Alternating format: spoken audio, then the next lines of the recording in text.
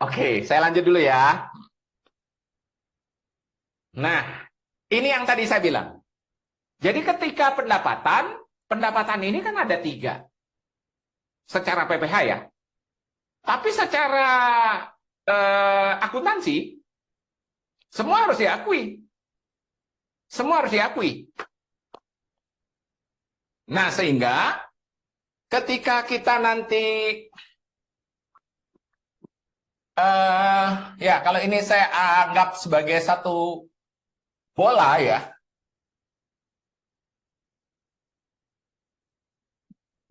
Ini saya anggap nih satu bola bulat gitu ya. Anggaplah ini walaupun nggak bulat banget ya, nggak bulat aja ya. Ini pendapatan misalnya. Pendapatan. Ini bola ini pendapatan. Tapi ternyata di sini itu ada, kalau ini misalnya pendapatan ini 9 miliar misalnya gitu ya. Di dalam satu bulatan ini seluruhnya. Nah, ternyata ada di sini yang objek final pasal 4 ayat 2-nya. Ya, ini misalnya 1,7 miliar lah objek final. Ada lagi yang sini segini. Misalnya ini ada 500 JT. Ini bukan objek pajak atau pasal 4 ayat 3. Tapi ini ada di dalam bulatan 9 miliar. Nah, ini pendapatan. Bola satu lagi, mungkin ini maksudnya lebih kecil ya. Sama Pak, ya udah saya kecilin. Saya kecilin nggak apa-apa, Pak, saya bisa hapus. Nah, agak kecil ya. Maksud saya lebih kecil daripada ini ya, daripada bola yang pertama, gitu ya. Oh, ini 7,5 miliar. Ini adalah beban. Beban atau biaya. 7,5 miliar. Ya. Ini mungkin dari 7,5 miliar ternyata ada yang segini ya. Mungkin ini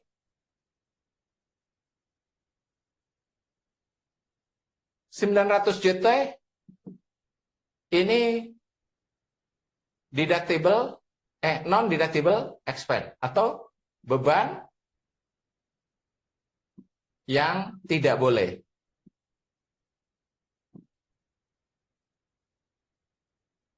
Kalau kita nandingkan ini, pendapatan dan beban saja, kan ini di dalam laporannya akan begini ya. Ini laporan ringkasnya saja ya. Pendapatannya 9 miliar, bebannya atau biayanya 7,5 miliar. Maka ini yang kita sebut sebagai laba. Laba komersil. Laba komersilnya adalah 1,5 miliar. Ya, yang ini. Nah, karena ada ini, harus kita lakukan koreksi fiskal. Istilahnya korfis ya, korfis. Atau kalau disingkat lagi, saya tadi nyingkatnya KF. Tapi kalau di dunia farmasi ini kimia farma. Bukan ya, ini KF. Bukan koreksi fiskal ya. Saya bukan orang farmasi, saya akuntansi pajak saya. Oke. Korfis, koreksi fiskal. Positifnya yang mana? Positifnya. Positifnya yang dari beban ini. Berarti ini nambahin. Ya, ini namanya koreksi fiskal positif. 900 JT.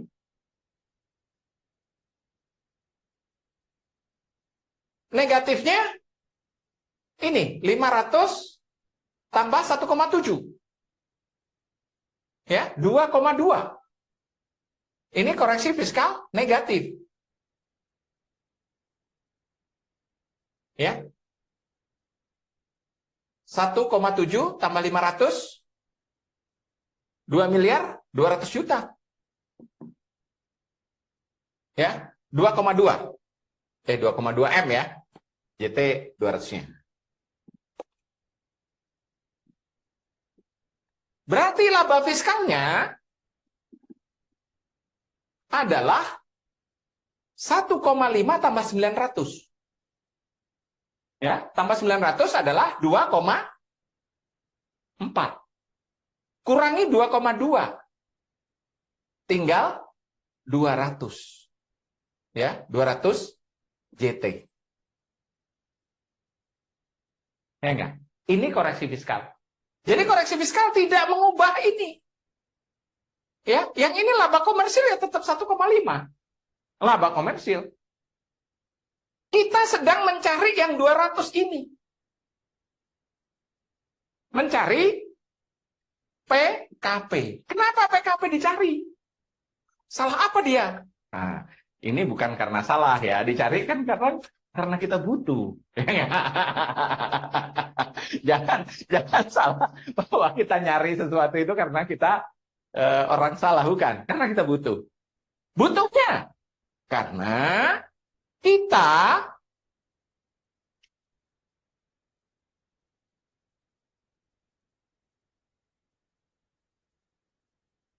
ya, pada akhirnya kita pada saat kita menyusun laporan laba rugi, kita membutuhkan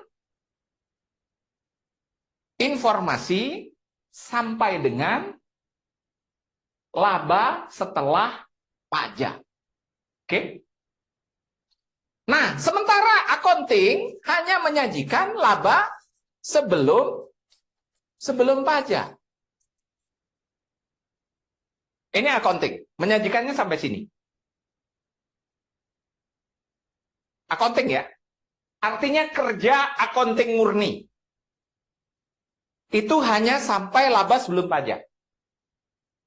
Accounting baru bisa menyajikan laba setelah pajak karena dibantu dengan adanya IIS yang ngitung pajak. Enggak. Angel yang paham pajak, ya. Pak Stephen yang jagoan banget pajak, gitu ya. Sampai akhirnya bisa ketemu laba setelah pajak. Kenapa? Karena pajak penghasilannya sudah dihitung. Di sini yang disebutnya PPh terutang. Ya. Nih.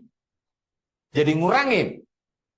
Gitu ya. Maka jadilah laba setelah pajak. Laba setelah pajak itu adalah laba sebelum pajak dikurangi PPh terutang. Atau kita singkat ini dengan PT. PPh terutang. Walaupun ini bahasa ini istilah di kita ya. Kalau istilah yang sebenarnya kalau dicerna oleh orang awam, bukan ini. Harusnya ini pajak perusahaan. Ya, makanya kalau KISO menyebutnya corporate income tax. Ya. Atau PPh badan itu ya ini. PT ini. Nah, PT itu sendiri itu kan ada rumusnya. Rumusnya adalah PKP kali tarif. Ya. Jadi untuk sampai kita ngantarkan ke sini, PKP kali tarif. Lah kalau kita PKP-nya nggak ketemu, walaupun tarifnya kita hafal, kita kan nggak bisa ketemu ini. Ya, nggak bisa ketemu PT. Dan kalau nggak bisa ketemu PT, artinya kita tidak bisa menyaji laba setelah pajak. Enggak? Nah, itu pentingnya bantuan orang-orang yang paham pajak. Gitu ya. Pentingnya bahwa kita mempelajari akuntansi perpajakan. Oke. Walaupun nanti tarif ini, oh nggak gini banget kok Pak tarif itu. Ada loh Pak yang sebagian dapat fasilitas. Ya, itu kondisional. Ya, ada kondisi tertentu di mana mereka dapat fasilitas, ya nggak? Yang omsetnya di atas 4,8 dan di bawah 50 miliar. Maka itu berlaku 31E yang ada proporsinya. Tapi yang umum, mereka yang omsetnya di bawah 4,8, kena tarif 11%. Mereka yang omsetnya di atas 50 miliar, kena tarif 22%. Ini rumusnya. Oke. Jadi seperti itu. Konstruksi itu. Nah, lalu apa Pak yang harus kami pahami? Yang harus dipahami, saya akan langsung ke gambar ini. Nanti balik lagi ya ke sini ya. Ini yang harus dipahami.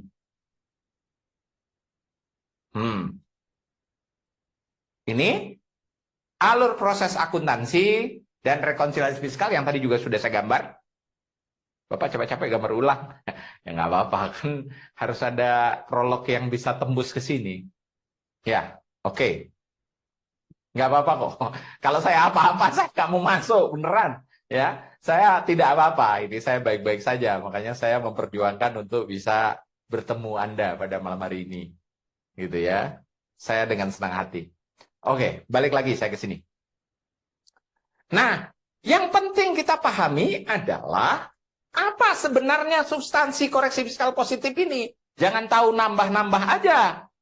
Apa sebenarnya koreksi fiskal negatif? Jangan tahu ngurang-ngurang aja. Gitu ya. Itu yang paling penting dipahami. Nah, ini ternyata koreksi fiskal. Kalau positif, artinya koreksi yang mengakibatkan laba kena pajak menjadi lebih besar. Tadi makanya. Ini. Positif. Ini jadi lebih besar. Ini kan tadi 1,5 tambah 900. Jadi 2,4. Itu artinya lebih besar jadinya ya. Negatif sebaliknya. Klik ke layar. Ya, negatif. Koreksi yang mengakibatkan laba kena pajak menjadi lebih kecil. Yang ini. Ya, yang 2.200 atau 2,2 miliar. Nah, sekarang kita cermati lagi, kita masuk lebih dalam. Nah, koreksi fiskal positif, koreksi fiskal negatif, sama.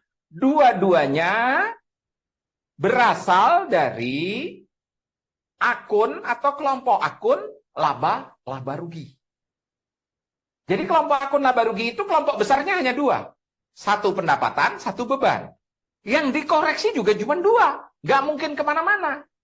Nggak mungkin ke aset, nggak mungkin ke utang. Karena aset dan utang bukan akun laba rugi. Oke? Nah, makanya koreksi positif juga di akun laba rugi, penambahan pendapatan dan pengurangan beban. Ya. Hanya sebaliknya kalau negatif, pengurangan pendapatan dan penambahan beban.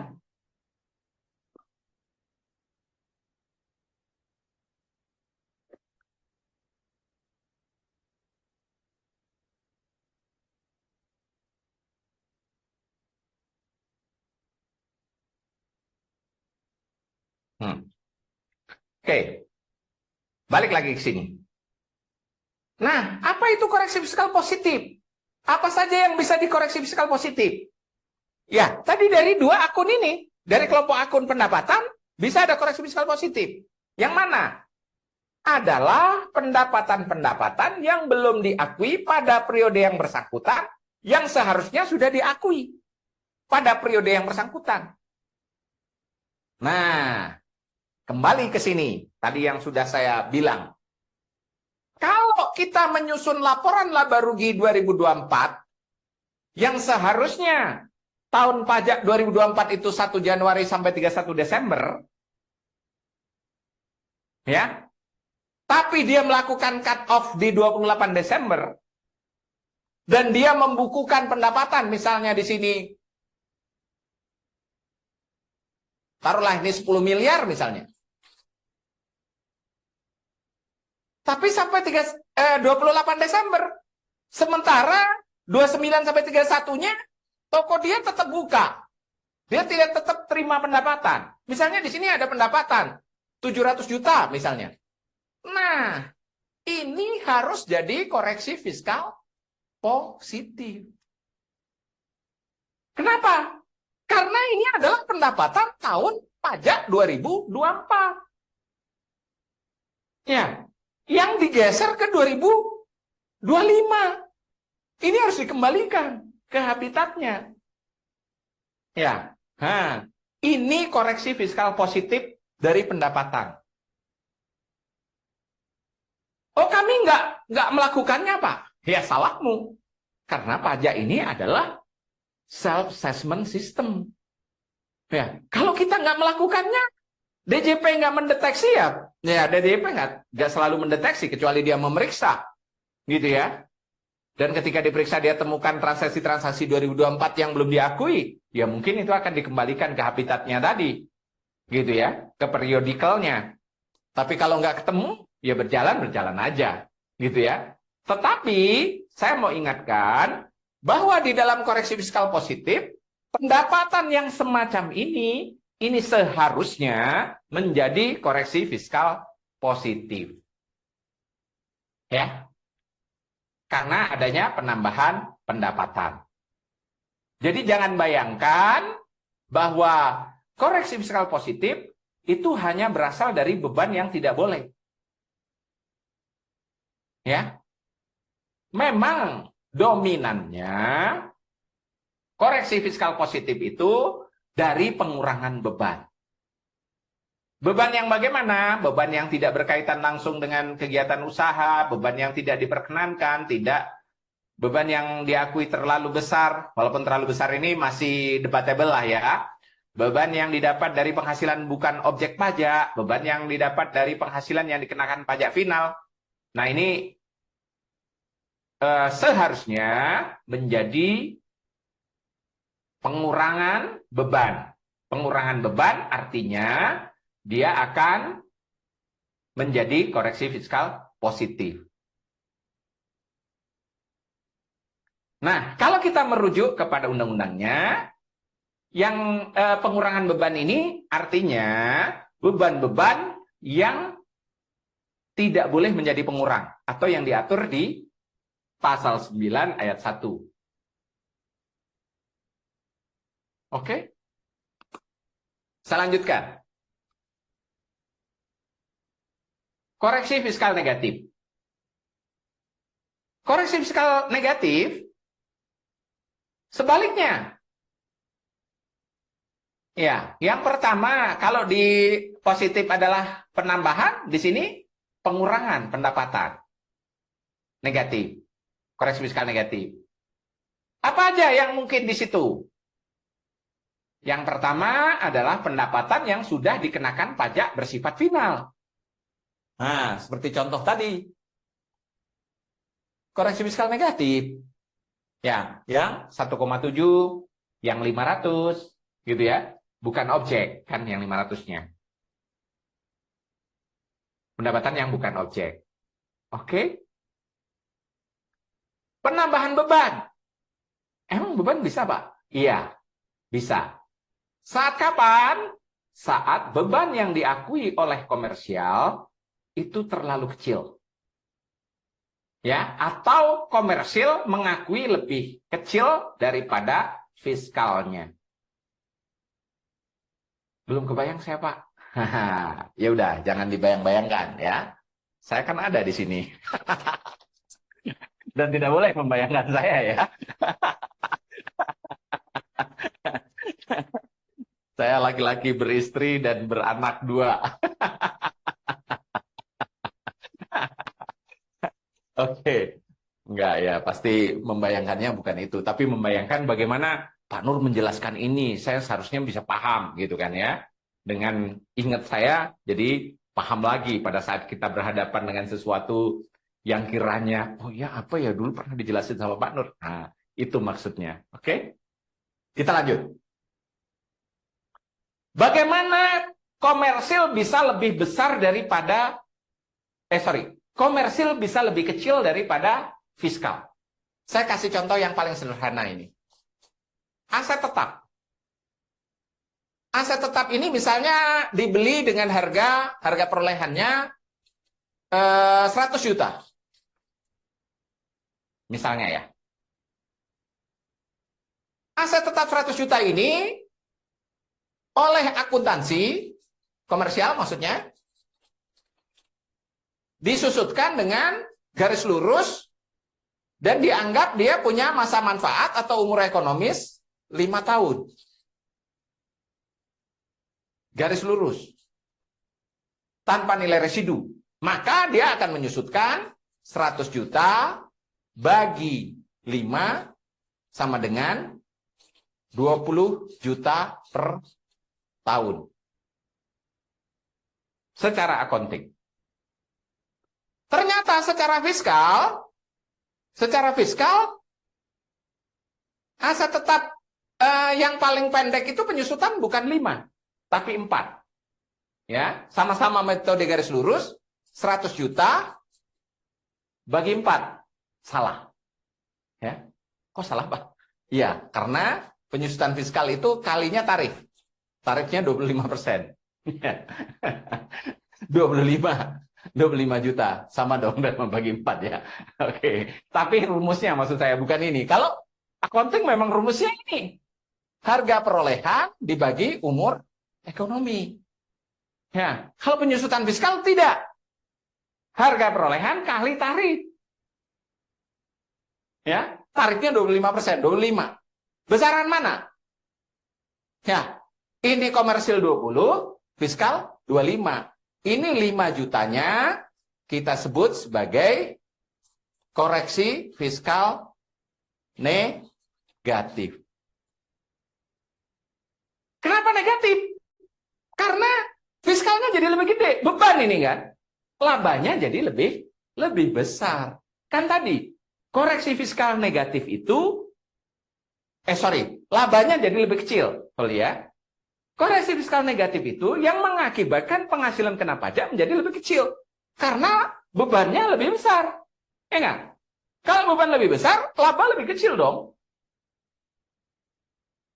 Kalau misalnya semula waktu kita membebankan 20, labanya 15, kalau kita membebankan 25, berarti labanya menjadi 10. Ya enggak? Nah, itulah yang disebut sebagai koreksi fiskal negatif.